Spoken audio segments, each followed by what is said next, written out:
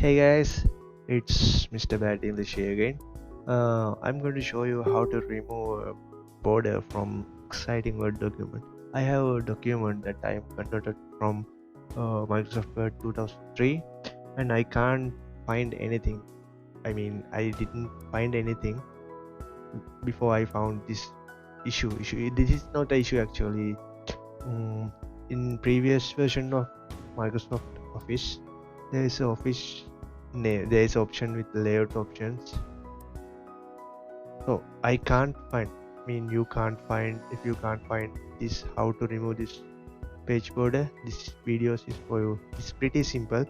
If you can't find layout options on your Microsoft Office version, so I'm going to click anyway. I can't click this border. So let me show you where is the place for remove this border. So simply just you can go to Home tab. There's option with this borders. So you have actually these borders for mainly we use for tables.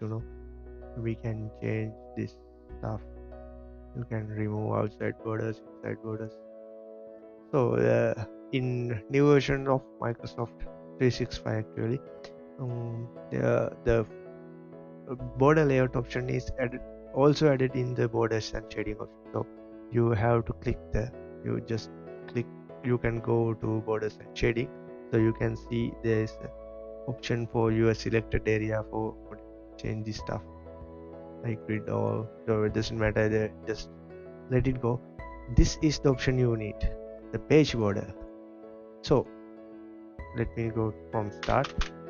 This is my document. So I click Home, Page Borders. I'm going to Borders and Shading. Just click on the page border tab.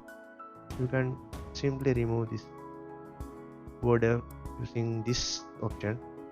Select None, apply to whole document, then click OK. Boom, your border will be gone. So thank you guys. I'm sorry for my bad English.